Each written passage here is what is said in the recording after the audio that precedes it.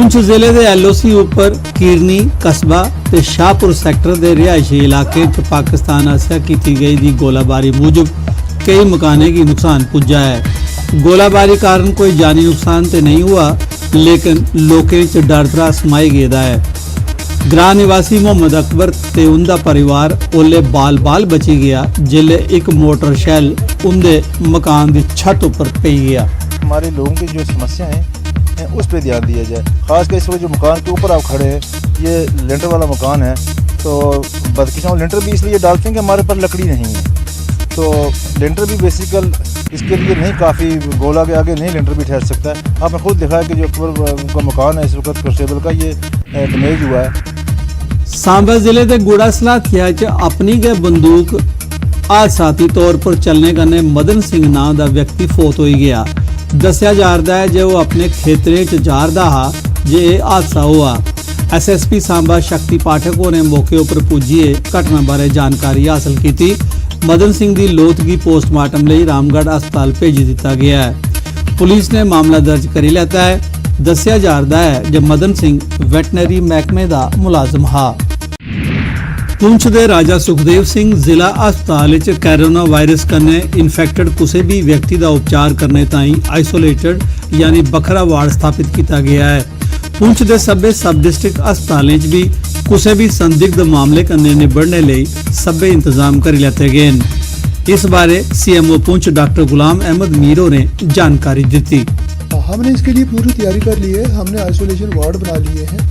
जैसे हमने यहाँ एक वार्ड डिस्ट्रिक्ट हॉस्पिटल में बनाया है, सुरकोट सब डिस्ट्रिक्ट में बना दिया है, मेंढर बना दिया है, मंडी बना दिया है, और फिर इसके अलावा हमने झंडे को और नगारी साहब भी एक एक वार्ड जो है वो तैयार कर लिया है। हमारे जम्मू कश्मीर में कोरोना वायरस का कोई पेशेंट नहीं है। कृषि विज्ञान केंद्र सांबा आसिया किसान बरादरी ताईं मैगा पोल्ट्री इवेंट का आयोजन किया गया। इसका मकसद किसाने की पोल्ट्री कारोबार के बारे जानकारी च वाधा करना है। इवेंट किसाने के अलावा चूचे मुहैया कराने वाले राष्ट्रीय ते अंतरराष्ट्रीय फीड कंपनियां, दवा कंपनियां ते गवर्नमेंट एनिमल हसबेंडरी महकमे के अधिकारियों हिस्सा लेता। कार्यक्रम सुकास जम्मू के वाइस चांसलर डॉक्टर KS रिसम की दिख रिख च हुआ।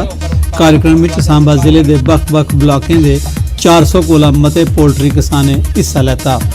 हर लैवल उपर ਜਿਹੜੀ कंपनियां ਜਿਹੜੇ भी ऑर्गेनाइजेशंस इन्वॉल्व हैं उन्हें सारे असें इत्थे न्योता दिता है, सादा दिता है, ताकि वो इक्को प्लेटफॉर्म उपर आइए किसाने की भी गल करन और अपनी भी गल करन। क्योंकि अस एक पिछे किसाने कन्नै मुलाकात हुई, साड़ी उंदे कन्नै मीटिंग हुई है, जिहड़ी इंदी एसोसीएशन है पोल्ट्री एसोसीएशन, उंदी काफ़ी सारी समस्याएं ही हैं। कैंप कन्नै जेह्ड़े काफ़ी कई फायदे होंदे, जि'यां अस भी इत्थे आए दे आं, अस बजट उठियै इत्थे आ जाते कम दिक्खने आ जाए कि एह्दे च बेनीफिट कि कुछ स्कीमां किस तरह मतलब लोकें गी समझाया जंदा है। कुक्कड़ बोतलां नहीं भलोंदियां, लेकिन मतलब आम जड़ा सही जड़ा खर्चा है वो बड़े आराम कन्नै मतलब हाउस होल्ड दा चली सकदा है।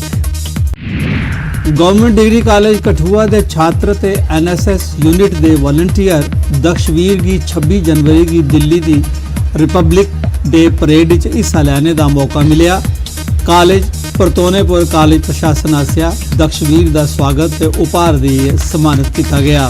दक्षवीर का गलाना है जो गणतंत्र परेड च हिस्सा लेने पर वो फख्र महसूस करा करता है। तो ये बड़ी खुशी की बात है हमारे लिए, गर्व की बात है हमारे डिग्री कॉलेज कठुआ के लिए कि हमारा NSS का वॉलंटियर जो अभी सीनियर वॉलंटियर है, सेमेस्टर 6 का स्टूडेंट है, ये दक्षवीर ये RD लगा करके आया है। तो मैं अपने आप की बहुत ही खुश नसीब समझता कि मैं इस कॉलेज का स्टूडेंट है, क्योंकि इस कॉलेज के हर साल हर मौके पर हर बच्चा अगे हर एक मुकाम पर पुजे करता है। साडे वास्ते बहुत बड़ी खुशी की गल है, क्योंकि लगातार पिछले 3 सालों तो NSS वॉलंटियर जिहड़ी अचीवमेंट हासिल कर रहे हैं। सेना आसिया नौशहरा शहीदें के चेते च 3 किलोमीटर यूनिटी रन यानी एकता दौड़ का आयोजन किया गया।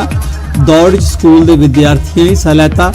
इवेंट की शुरुआत जुम्बा नाच कन्नै हुई। छात्रें ते छात्राएं की बख-बख कैटेगरी च इनाम बंडे गए। इस दौड़ का मकसद छात्र ते छात्राएं च राष्ट्रवाद ते देशभक्ति के जज्बे की उभारना हा। कार्यक्रम में सेना अधिकारियों, सिविल शख्सियतें ते मकामी आबादी ने शिरकत की। रजौरी जिले के दूर दरेडे इलाके के लोगों की सेहत सुविधा मुहैया कराने ताई बथूनी ग्रां च एक मैडिकल कैंप लाया गया।